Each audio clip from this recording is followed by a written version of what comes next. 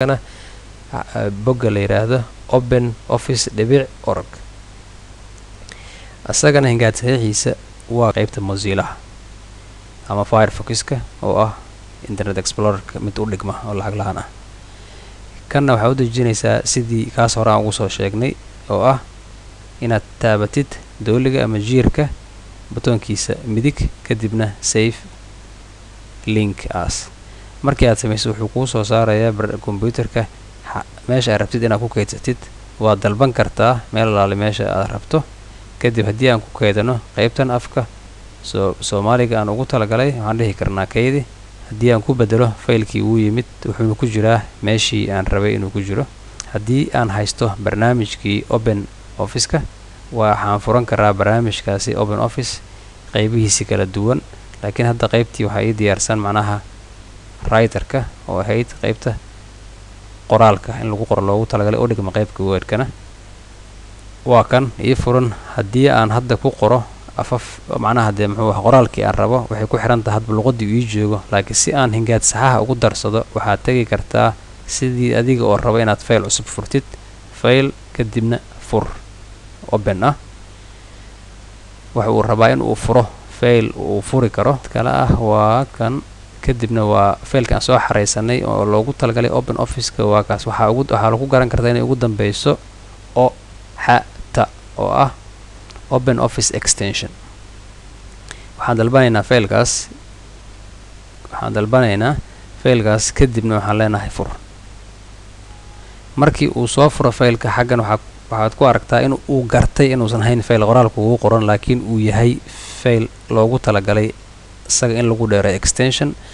uuna yahay hingaad saxe waxa uu ku leeyahay you are about to install a version kana waa cadadkiisii oo ah eber.1.2 wuxuu kugu sheegayaa luqadda Ingiriiska wuxuu yahay Somali Spelling Dictionary qofka sameeyayna uu yahay ama soo gudbiyay Maxamed Ibrahim Mursal waxaad leedahay okay waana aqbashid aqbalitaanka kadib wuxuu isku dayaa inuu gudihi galiyo faylkii uu galiyay waxaana ku cad inuu faylkaasi galiyay waxa ku qoran alif calankii Soomaaliga iyo calaamad sixitaanka ah qoraalkii aan ku qoran dambe hadda waxaad leedahay marka iga xir faylkii haddaad xirto barnaamijkii waad xiri kartaa mar labaad haddii aad gelisay wax cusub waa inaad xirtaa si uu garto wixii aad gelisay haddana waxaan tagi karnaa macnaha hadda inaan soo furno mar labaad barnaamijkii sidii aan u furan jirnay barnaamijka markii horeba waxaan leenahay noo fur barnaamijkaas haddii uu soo furo hadda barnaamijkii Open Office-ka waliba qaybtiisa qoraalka aan dalbanay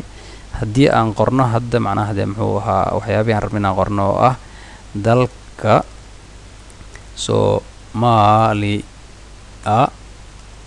waa dal ku yaala geeska